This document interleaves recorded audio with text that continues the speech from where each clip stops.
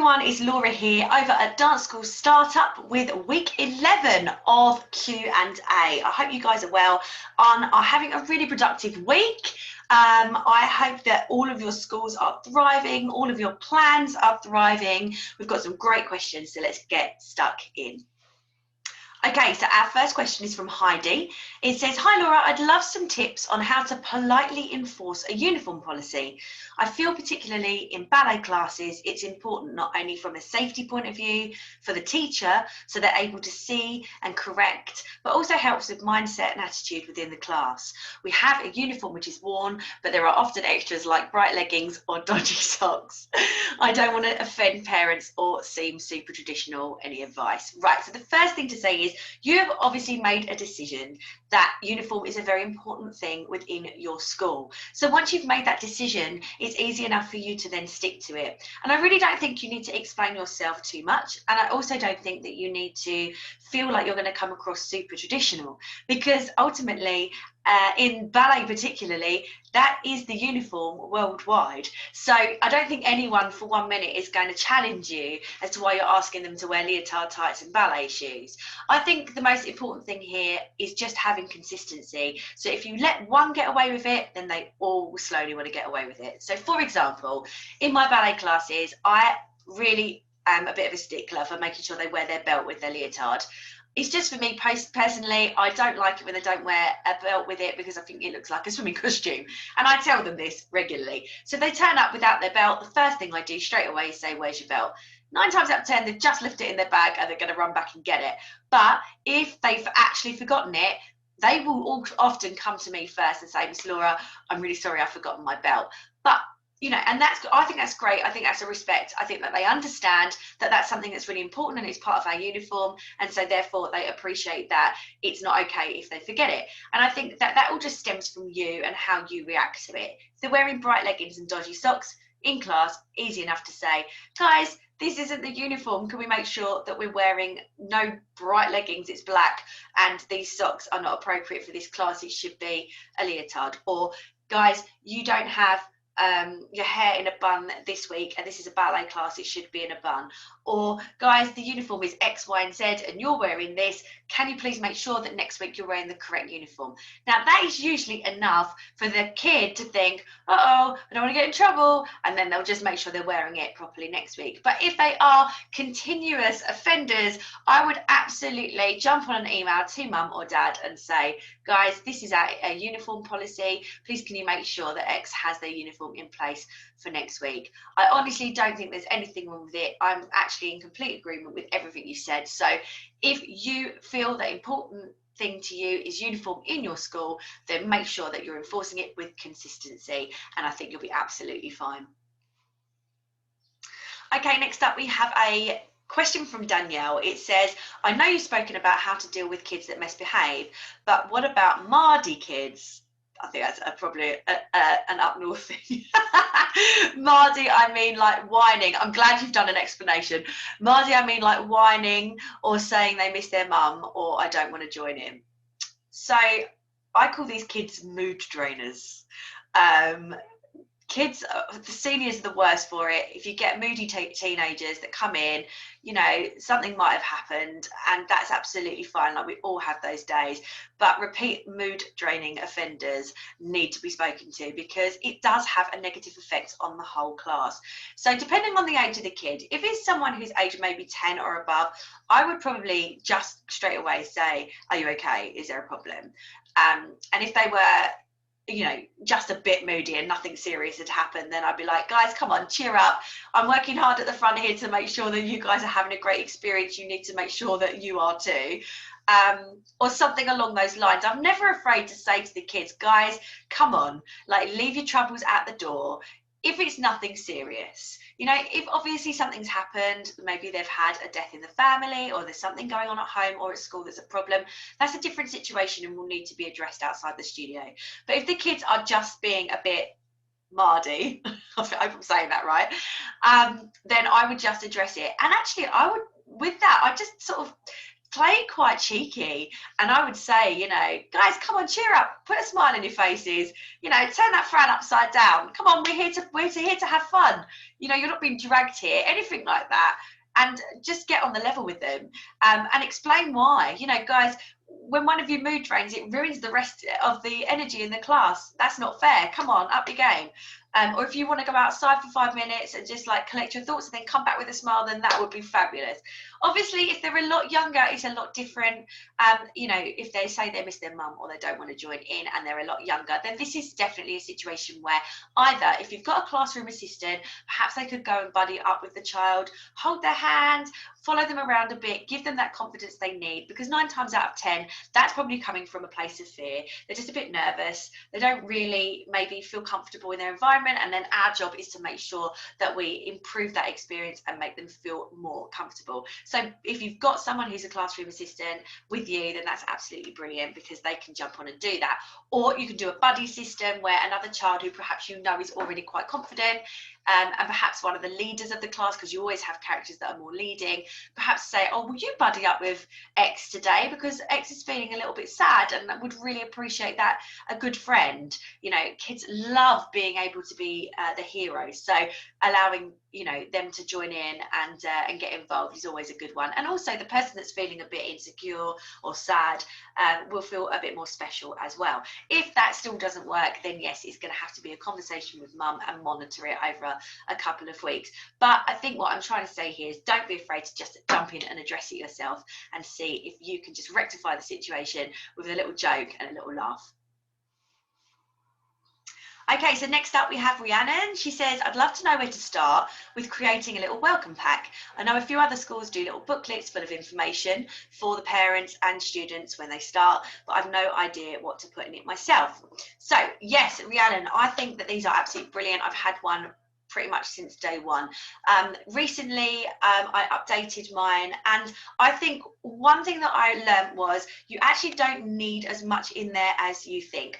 I actually streamlined mine. I felt that it was a bit waffly and there was a lot of stuff in there that wasn't really going to be read or wasn't really important. And I think with a welcome pack, if you do something, don't be afraid to do it digitally as well. So it's lovely to be able to give someone something, but if financially you feel like that's something you don't want to actually pay out for at the moment, all of my welcome packs are done digitally, so if that helps put your mind at rest.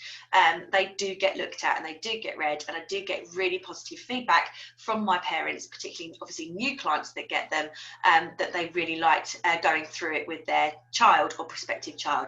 Things that I would definitely include would be introduction to your school and who the staff are, perhaps with some pictures. I think it's really important if you can get some pictures of your venue, just so that younger children can have a look and see where they're coming. And if they're brand new and perhaps feeling a little bit insecure or shy, then that will give them something to look at, and they'll start to recognise a place that they're going to be going to when they join you a few weeks' time.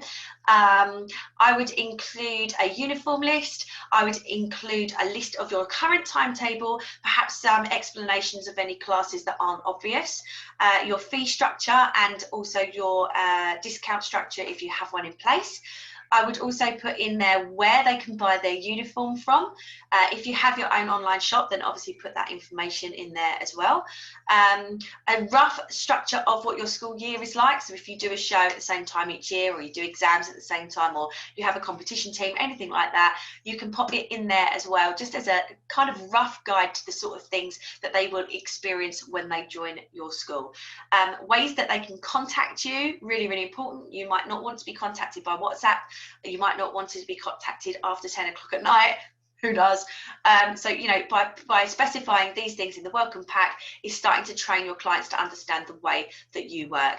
But what I will say, as I said at the beginning, don't panic. Don't feel like you've got to put the world and his wife into this welcome pack. What you want them to do is make them feel like they're going to be part of something special, and that they're going to be part of your family, and the words that you use will massively encourage that. So think about text, think about saying things. I think my welcome pack literally on the back has a load of like random pictures from different things over the years, and then it says in the middle, welcome to the family. So things like that, you know, they go down really, really well, and they make people feel special. So have a think about perhaps including that as well.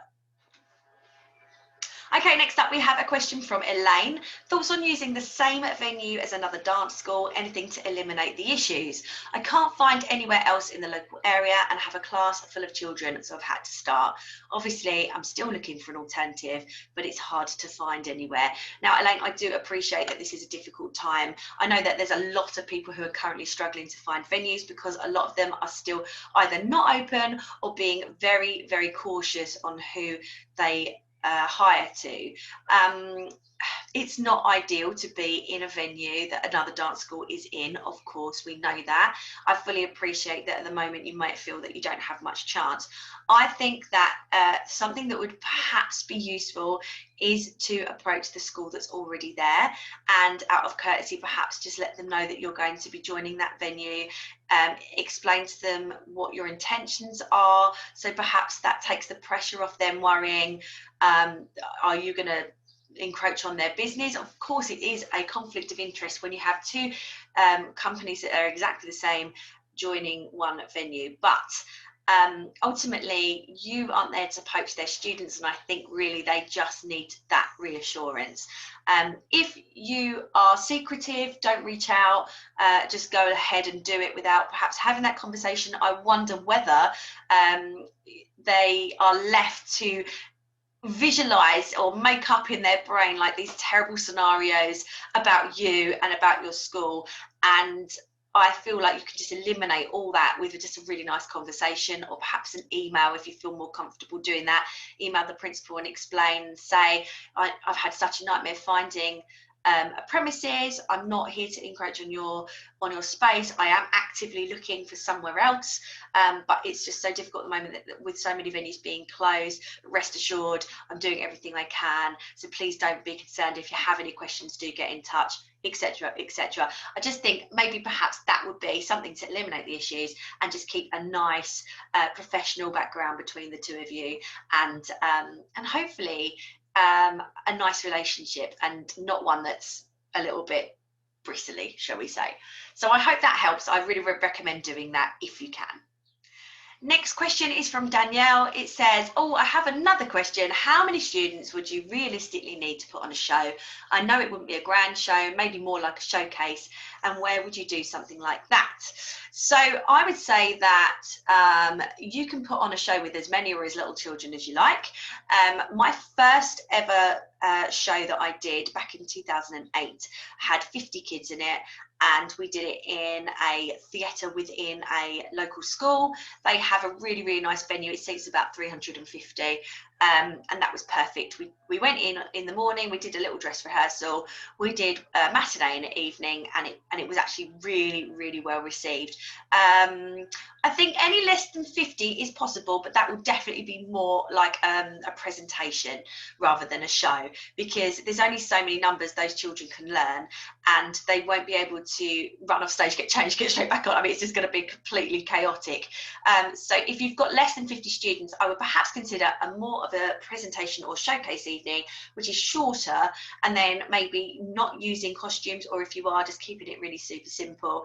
50 or more, then you can start going into costumes. You've got enough kids there to sort of play around with the running order so that people aren't clashing and having to go straight into one number from the next, because these are the sorts of things you need to think about, guys, because that's when it gets really chaotic backstage. You don't want to have whole classes having quick changes at the side. It's just a complete nightmare. So the more that you can avoid that, the better. I would definitely look around local schools. They have obviously school halls with stages. That sort of thing is absolutely brilliant when you're first starting out, or if you have a school that's got a mini theatre like I use for that show that I just spoke about, then that's absolutely brilliant as well. And also you might just find that you have venues near you that are just a much smaller venue. What you don't want to be doing is pumping a hell of a lot of money into a show in a big theatre if you've only got 50 or 60 kids, because the return is not going to be great, and you do not want to put yourself in a position where you're losing money on a show. There is no need for anyone to ever lose money on a show. I've never lost money on a show in my life. It just needs to be carefully budgeted for, and you just need to make sure that you're not going in above your head. So make sure that you think about those things, and if you go for it, good luck. Okay, last one today is from Rhiannon, another one from Rhiannon.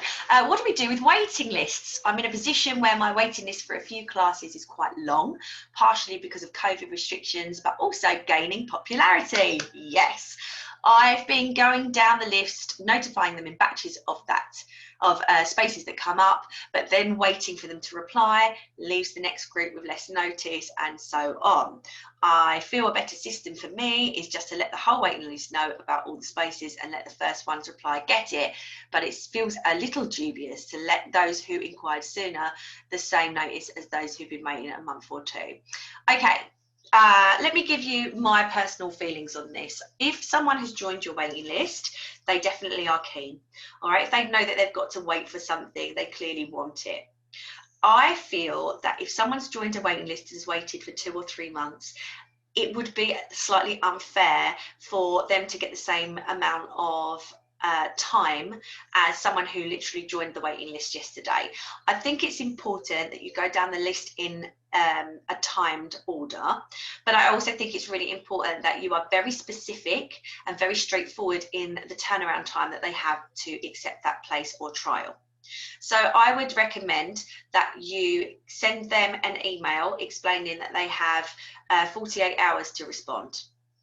And then at the end of those 48 hours, if you haven't had a response, I would then give them a phone call. If they don't answer, I would leave a message on their answer phone saying, I've sent you an email offering you a place at X School of Dance.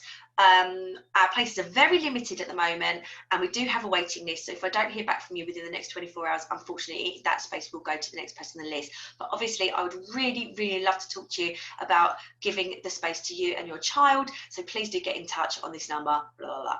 Okay, so then you've done an email, you've waited a couple of days so that if they haven't had a chance to check their emails for any reason, you haven't just said, well, they haven't read it within 24 hours.